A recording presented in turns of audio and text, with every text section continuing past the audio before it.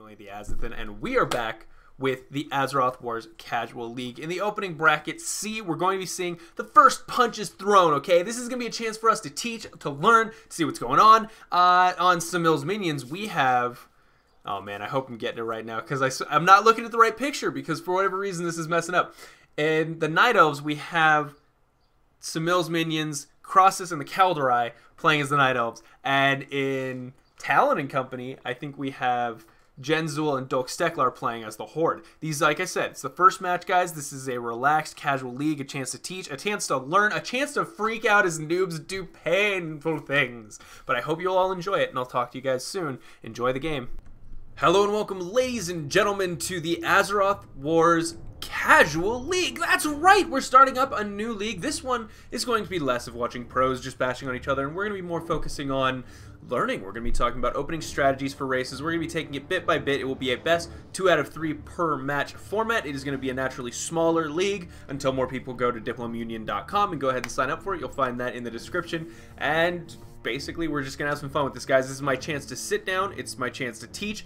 And it's my chance to see players who perhaps are not the best of quality and won't be a total pub stomp. You know, if they get ahead, they're bound to make a mistake or two, and we're going to get to watch them fall behind and eventually suffer the consequences of said noobiness. And this offers up, as I've said, teaching opportunities. Now, okay. Oh my gosh, yes, we have a Kalimdor fight today. Mopey Eco's going to be playing purple, and he's going to be watching our awesome players over here. We have Crossus as light blue, alongside the Kalderai. Both very good players, not epic quality, of course, but nonetheless, phenomenal players, and I've always enjoyed my time with them. They will be playing the Night Elves, and Jenzul and OGS Steklar are going to be playing as the Horde, gray and pink, respectively. Let's go ahead, turn off Frog of War until Mopey gets it all sorted out.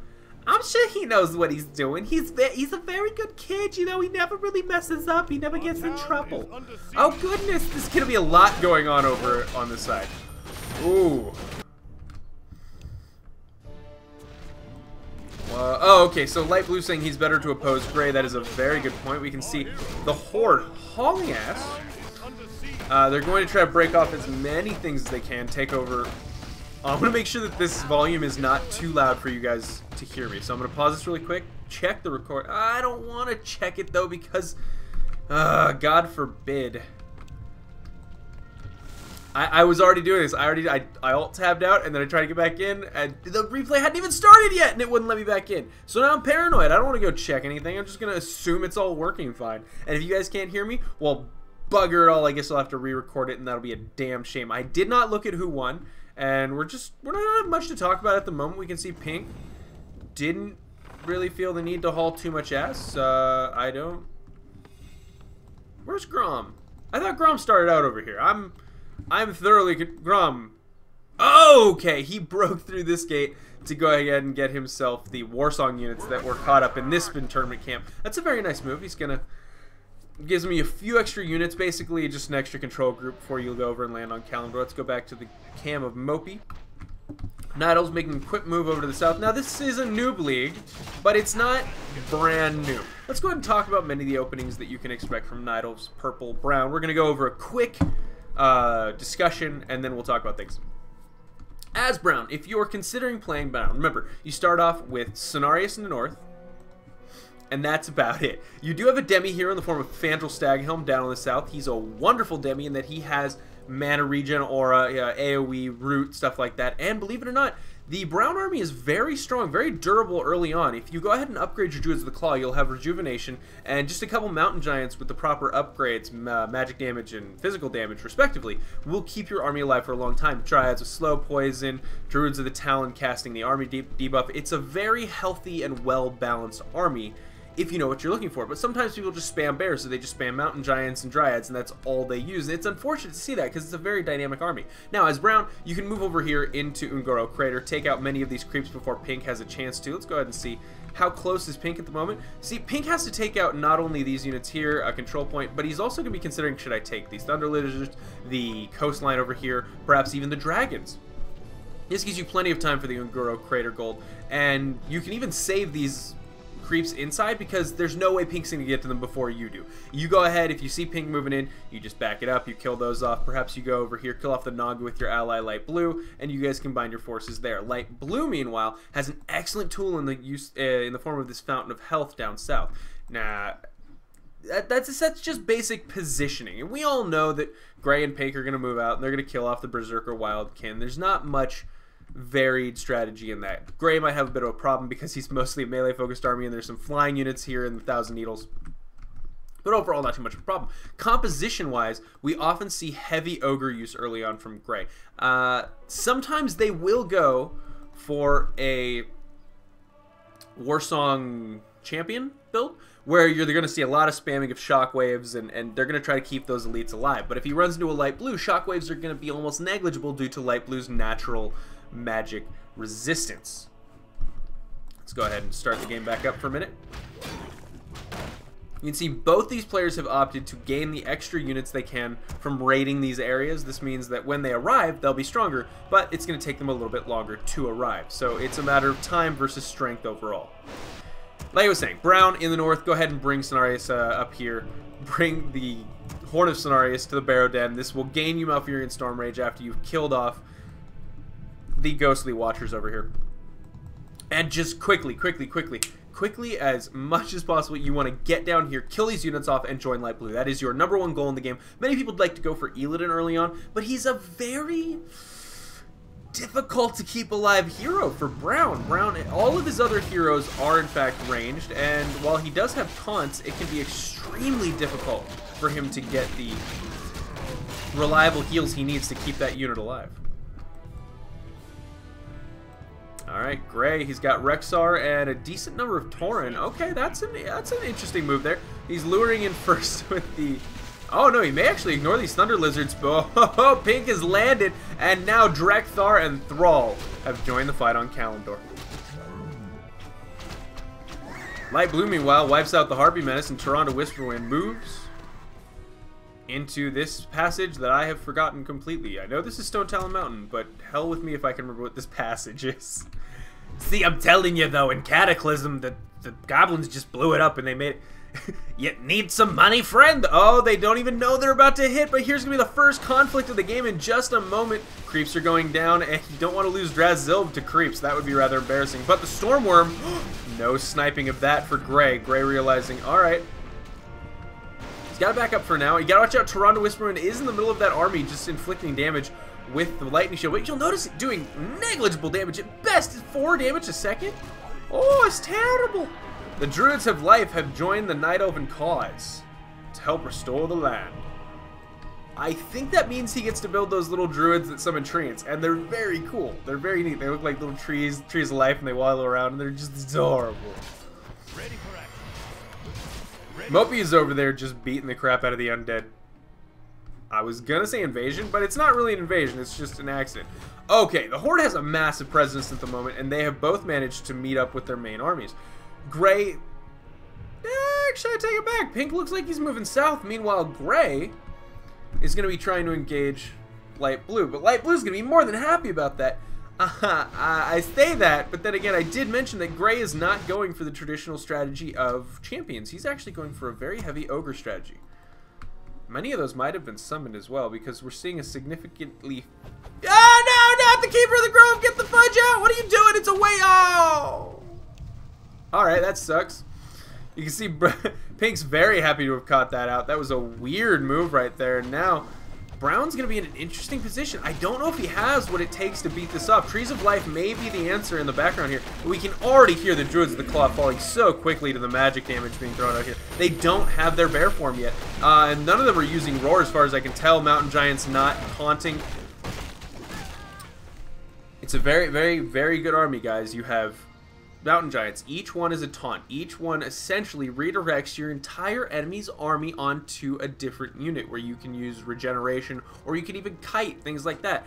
You want to maximize that. A lot of people have a tendency to put their Mountain Giants all in one group and then they just start spamming the taunt button. So like it's just like rah rah rah rah rah rah rah. And there's no, you might get maybe a few seconds of no attacks, but it's far less useful of having like 12 seconds of attacks directed exactly where you want them in order and forcing your opponent to micro. Those taunts all go off and your units are going to attack first, second, third, fourth, fifth one that taunted, and then it's over. Wow, Gray landed over here in the Najara Coast and has managed to take that away. And again, the Warsong Lumber Camp seems pretty fine right now. No one took Ashenvale. How odd. Brown's going to be getting the absolute worst of this first engagement. I sincerely hope that light blue gets a better turn. Oh, there he is. All right, Orc champions are getting pumped out, guys. He's starting to get up to that build he wants. He's going to have his hero group, Misha, Orc champions, hero squad, and, of course, Chen Stormstout with his Brew of Divinity. Guys, don't forget he's got the Brew of goddamn Divinity on him, okay? He's very strong. Gray's going to move into Deathless Feralis. Meanwhile, Pink has killed everything here, is trapped the demi-hero. There's no way he's getting out. I would have just ran the demi-hero in a long circle. If nothing, it pulls their army way out of position, and Gray just begins... Oh no! It's Grom from the Eastern Kingdoms. He's arrived with the reinforcements, the Warlocks, the Orcs, the Grunts. Alright, nice move. Alright, he says War Machine, or the Glaives at least, are starting to destroy his towers. You can see Crosses knows exactly where Jenzul is located. That's what familiarity with the map will do for you. You don't necessarily need to see what's there. Unless, of course, he can see and I'm just an idiot. Of course he can see and I'm just an idiot. He knows. He didn't need help. He's got all the info he needs. And... Colossus is going to kill this off, but it's...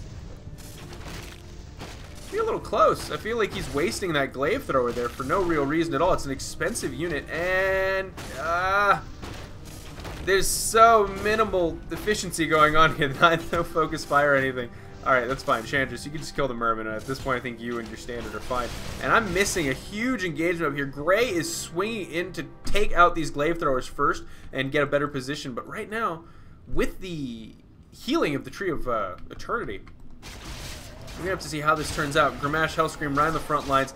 Light Blue has a decent number of units, and I like the fact that he's got Hippogriff Riders. It's going to give him some nice AoE, and it's really going to keep those Warlocks... Oh, yeah, you can definitely see that is turning out in his favor. He did lose a single Glaive Thrower and perhaps a couple units, but overall, he's going to drive Gray back. Jenzul not in a position where he can withstand the Night Elf, and just a very small number of units. You can see he's saying, I'm pulling back now. I don't want to risk getting in this engagement. I don't want to risk losing my entire army.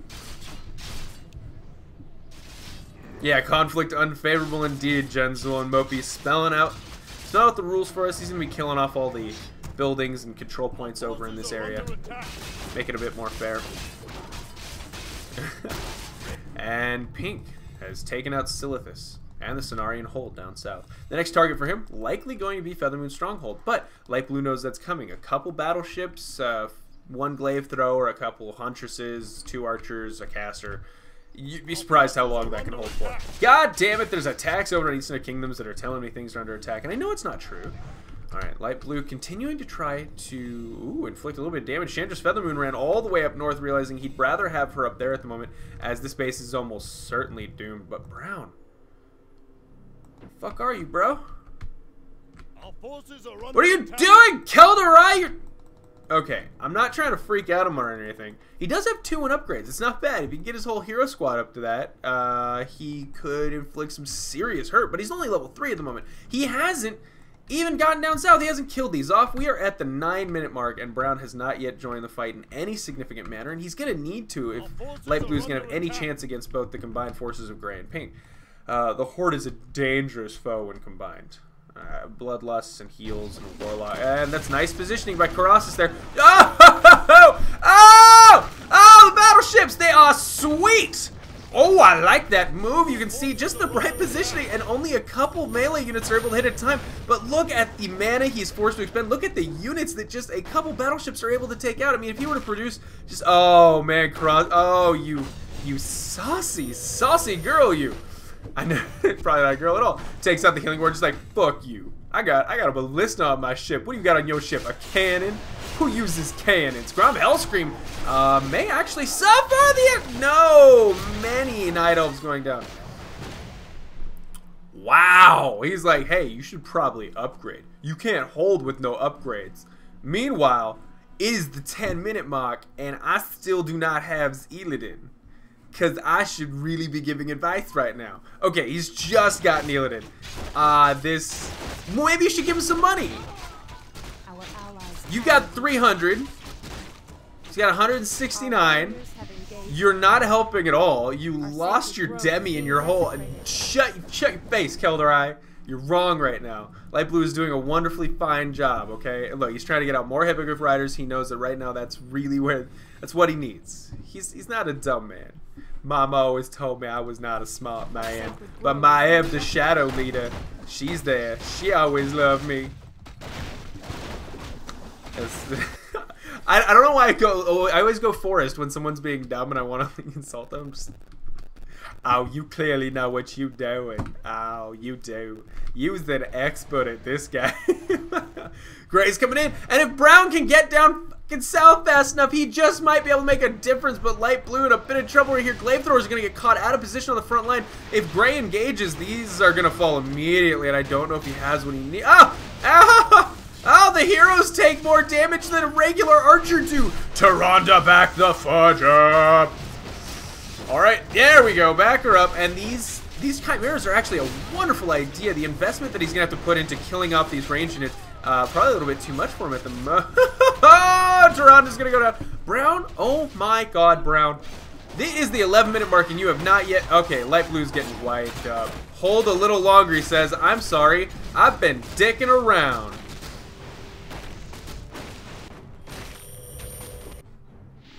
Alright, he's saying, get back, get back. You've already killed more than enough units. And it may not be a horrible idea for them to start... Oh, Grom goes down. Ooh, that is nice. As you can see, the timed event when Grom and the rest of his warriors are drunk. The waters of the Ashen Vale fountain defiled with Manaroth's blood. I think we'll see... Hebida? I would have sworn there is a Grom somewhere. There is a Manaroth somewhere you have to kill and fight. And then... Oh, Gorhal. Oh, okay, so he says he didn't put Gorhal on Grom. Is it on... Ooh, it is on Rexar. That was a nice save there. The Night Elves are in a horrible position at the moment. Their control points equaling only 9, while as the Horde... Pink alone has 10. That's 18 versus 9. They are double. Oh, man, and Light Blue just got his control group completely wiped out while Gray and Brown was derping around in the north. Remember, guys, you gotta be fast. It's very tempting to be like, well, I'm the Druids, and I started in the north, and I gotta take my time, and the Druid, we awaken slowly. Wake up! Someone set an alarm! You gotta be faster than that! It's not okay! Light Blue took a solid gold ass whooping while you were waiting. Kept Naisha alive, that's good to see. I don't know, maybe kill off the lumber camp. I'll creep a little and ready to come back. I don't think you have time to creep, son. You are in a lot of trouble. Like, oh! Slowed it down! Oh, yes, he's getting very close. He's like, oh, yeah, I'm pretty sure they're dead as shit. All right, it's 2-3. Oh, it's 3-2 upgrades versus 3-2 upgrades. Brown may have the advantage because of the healing, but if they don't use the resurrection on his... Oh, you gotta turn him into bears or use... Roar or you know, rejuvenation or any of the spells that you get for leveling him up. Why are you wasting that? Alright, he summons some treants. That's a halfway decent move. Keepers of the Grove doing good AoE damage. The problem is... Okay, good. Yeah, that aerial squad incoming? Not anywhere near quickly enough. Guarantee it. This is a done fight unless the regen or the revive on the tree goes off right now, and I think it's out of range. I'm probably right. All right, we see Keepers of the Grove dying. Man, no micro going on. Micro, why would you buy elites and then just lose them like that?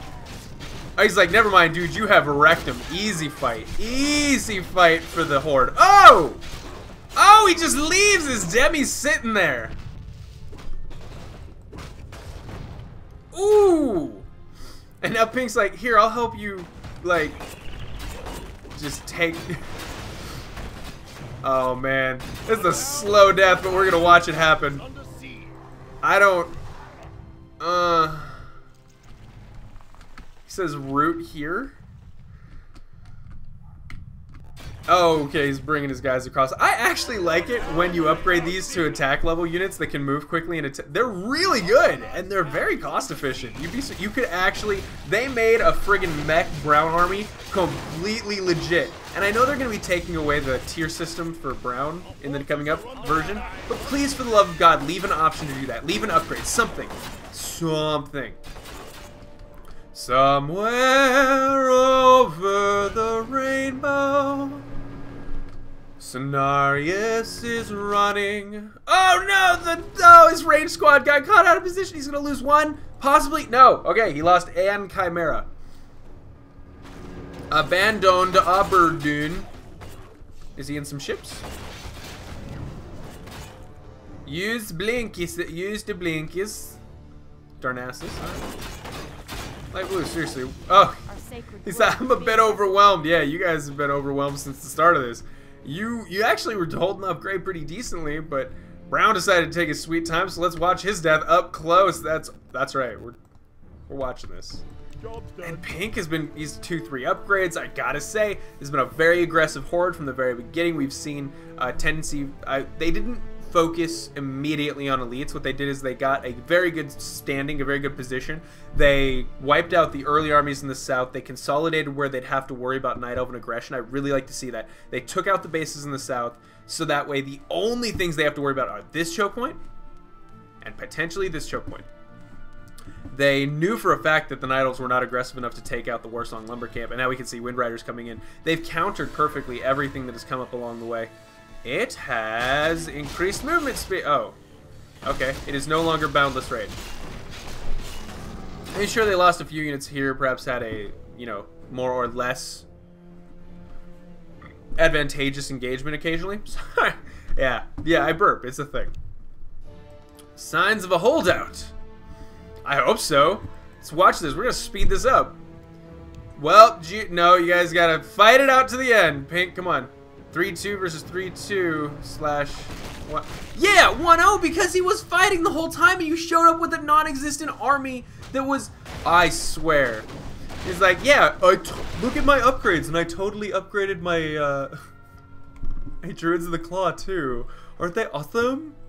And then I didn't use any of their spells. Yay! Yay! I think the Casual League is just gonna be me talking shit. It's gonna be lovely! I can't wait, I'm so excited! I'm just gonna, and I'm gonna dissuade all the new game players and be like, why hasn't they made fun of that guy, so I don't want to play? Cross says, I knew I wasn't ready. He was, in fact, he should have listened to Illidan. Oh god, oh, it hurts. Oh, let's see from the Night Elf's point of view. That's a spicy meatball. From the Horde's point of view, easy pickings. Oh my god, look, the Horde War Machine rolls on through Ashenvale, crushing the puny Night Elven resistance. Oh, it's brutal. Throwing down everything they can, with Orc champions in the back lines targeting down heroes. Cenarius is about to be surrounded. The Keeper of the Grove is going to go down. There's the Resurrection right in the middle of the army. That was actually a very good timing, if ever. But still, no roars, no rejuvenations, no bear form, nothing. I'm confused. Keldorite not even used his heroes during the engagement. I mean, I have no comments on the Horde's playstyle right now. They're actually doing a very good job. It looks like one of them managed to pick up probably the Scepter. Or a Crown Heal. They've got a Crown. Which one of you has a Crown? You're crazy. Okay, so he went south and he got the Scepter of the Queen. And again, for future reference, guys, don't put the Scepter and the Doomhammer on the same hero. I believe they still share a cooldown, so you can either heal or you can get a damage buff, or you can put that on another hero, preferably your other ranged hero, Zul something? Vol'jin. I was going to say Zul'jin, but that would be very wrong. He's in the Eastern Kingdoms with a missing arm. Vol'jin. And it's gone. And it's gone. We're just going to invest a little bit of your money, put some... No, you weren't that bad. You really weren't that bad. Not that bad.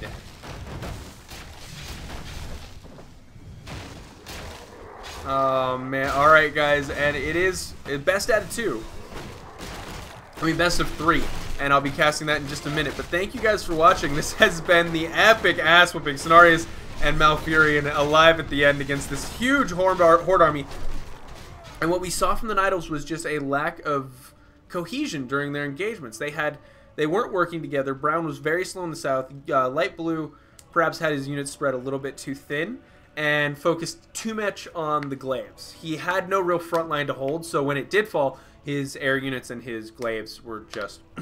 they died very, very quickly. And again, his heroes and his mechanical units did not share the same resistance to magic damage as the rest of his army, so Grey's shockwaves were able to quite easily take out those units, which were pivotal in his army, and without the help of Brown, and frankly, Brown wasn't using any of his abilities, and he left his demi units to die repeatedly. He even lost one in the south early on. We saw very early. That's 80 gold, I would say. Or 75, just thrown down the toilet. You can't afford that early on.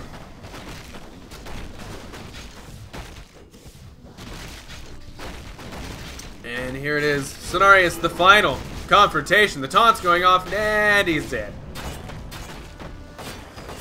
And that's it, guys. Thank you for joining me. This has been the Azeroth Wars League. I guess opening brackets. Casual. Game 1.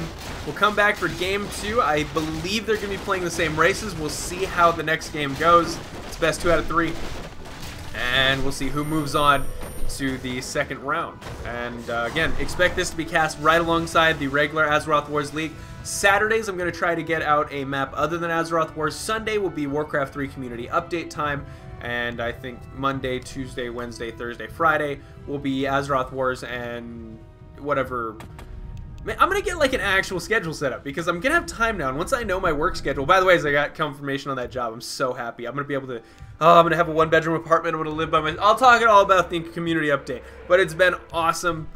It's been a wonderful time. How is this game not done yet? I was about to say.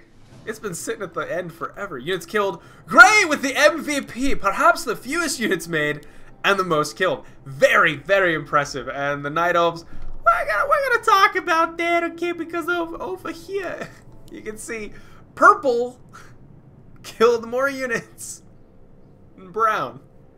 Purple wasn't even supposed to be in the game. He was literally just killing off things that were sitting around. Alright, guys. I'll see you in Game 2. This has been the one, the only, the Azothan Azeroth Wars League Casual.